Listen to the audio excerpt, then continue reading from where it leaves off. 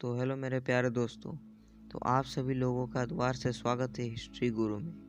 दोस्तों, आज हम आपको एक ऐसे शहंशाह के बारे में बताने जा रहे हैं जिन्होंने अपने हिम्मत और दिमाग का इस्तेमाल करके एक ऐसी सल्तनत को कायम कर दिया जो आगे कई सालों तक चली। हम आ चुके हैं आपके लिए एक नई वीडियो में एक नए टॉपिक के साथ। दोस्तों, आज हम लोग बात करने जा रहे हैं अबुल खैर खान के बारे में। तो दोस्तों, बिना देर के वीडियो शुरू करते हैं।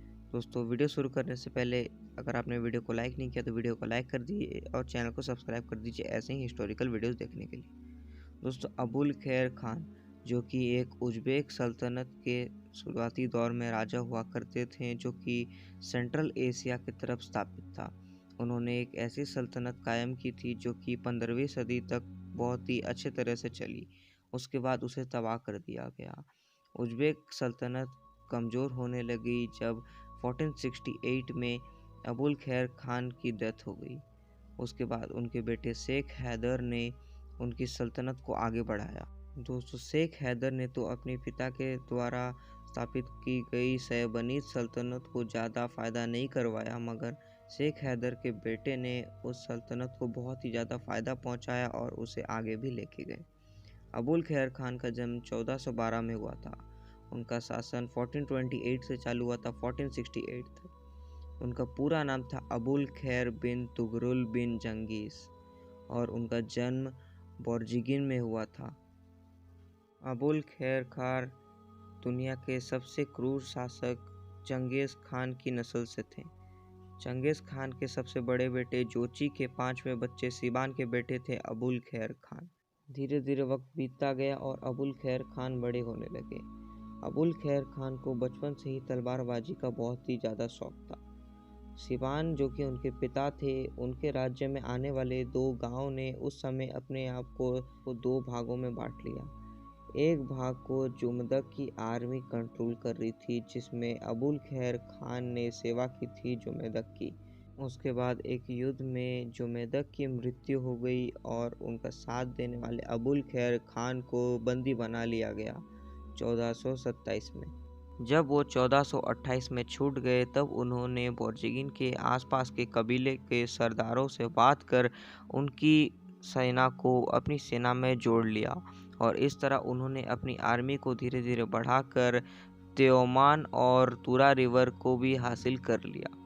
उसके बाद तोबोल रिवर में करही मोहम्मद के खिलाफ एक युद्ध में उन्होंने जीत हासिल कर ली। करही मोहम्मद शिबिर के राजा थे और अब वेस्टर्न शिबिर पर अबुल खैर खान का शासन था। उसके बाद अगले 4 साल उन्होंने अपनी आर्मी को ताकतवर बनाने में और बड़ी करने में ही लगा दी। उसके बाद 1430 या 31 से अबुल खैर खान ने वक्कास ज्वाइन कर लिया। वक्कास उस समय का एक बहुत ही बड़ा आर्मी हुआ करता था, जो कि उस समय ख्वाज़ेरम पर हमला कर रहे थे, मगर उनका मेन मकसद ख्वाज़ेरम के राजधानी उरगंज को हासिल करना था। अबुल खैर खान और वक्कास दोनों की आर्मी मिलकर भी उरगंज को हासिल ना कर पाई और 1431 में उन्होंने वापस जाने का मन बना लिया। उस समय अबुल खैर खान ने देखा कि जो ख्वाज़ेरम के राजा की सेना की मदद कर रहे थे, वो दोनों सेना के राजा ने अबुल खैर खान पर हमला कर दिया। अबुल खैर खान और वक्कास ने दोनों मिलकर बहुत ही बुरी तरह से उन दोनों को मार दिया। उसके बाद 1435 या 1436 में उन्होंने वक्कासों के साथ मिलकर दोबारा ख्वाज़ेरम पर हमला किया, मगर इस बार कुछ दिनों की युद्ध के बाद ही उन्होंने ख्वाज़ेरम पर जीत हासिल कर ली। उसके बाद 1446 में उन्होंने सेरा दारिया पर भी हासिल कर ली, जो कि उस समय के तैमूरिद शासक के अंडर में आया करता था। उसके बाद उन्होंने टाउन ऑफ सिग्निक भी हासिल कर लिया, जो कि अबुल खैर खान की सेना का राजधानी बन गया।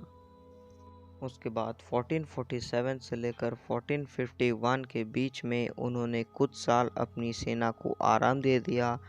कुछ सालों बाद उन्होंने नई नई जगहों पर युद्ध कर कर उन जगहों पर हासिल कर लिया और उसके बाद कुछ सालों में उन्होंने अपनी सेना को और भी ज़्यादा बढ़ा लिया।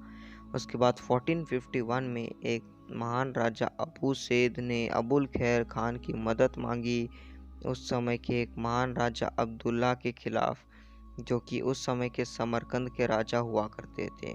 अबुल खैर खान से उन्होंने कहा कि आधी समरकंद वो रख ले और आधी अबू सैद को दे दें। अबुल खैर खान अब बहुत ही महान राजा बन चुके थे, इसलिए उन्होंने उनकी इच्छा को स्वीकारा और वो उनकी मदद करने युद्ध के मैदान पर उतर गए। अब्दुल्ला को बहुत ही बुरी तरह से हारना पड़ा, क्योंकि उसके सामने दो महान राजाओं की महान सेना थी। जैसे ही अब्दुल्ला की मृत्यु हो गई, अबू सैद ने अपनी आर्मी के साथ समरकंद के अंदर दाखिला ले लिया और उन्होंने तुरंत ही उनके समरकंद की सारी दरवाज़ों को बंद कर दिया, बिना अबुल खैर खान की सेना को अंदर लिए। अबू सैद ने अबुल खैर खान से झूठा वादा किया था कि वो आधी समरकंद उन्हें दे देगा। अबू सैद ये बहुत ही अच्छे तरह से जानते थे कि अबुल खैर खान अपनी सेना लेके समरकंद पर दोबारा हमला कर सकते हैं, इसलिए उन्हें हमेशा इस बात की डर रहा करती थी। इसीलिए वो हमेशा अबुल खैर खान और उनकी सेना को बहुत ही ज़्यादा पैसे दिया करते थे और इसके अलावा हमेशा ही उन्हें तोहफे दिया करते थे। मगर कुछ सालों बाद ही अबू सैद और अबुल खैर खान के बीच दोबारा से दोस्ती हो गई और अब जब समरकंद उनके अधीन बहुत ही अच्छे तरह से हो गया था, तब उन्होंने मावेरनहार की बेटी से शादी कर लिया।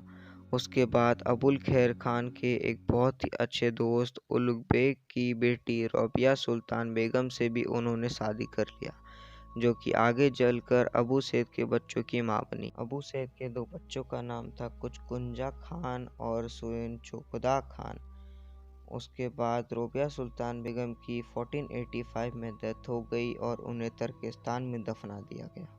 तो दोस्तों, आज की अपनी वीडियो को यहीं पर ख़त्म करते हैं। वीडियो पसंद आए तो वीडियो को लाइक कर दीजिए, चैनल को सब्सक्राइब कर दीजिए। हम आपसे मिलते हैं एक नए वीडियो में एक नए टॉपिक के साथ। तब तक के लिए शुक्रिया।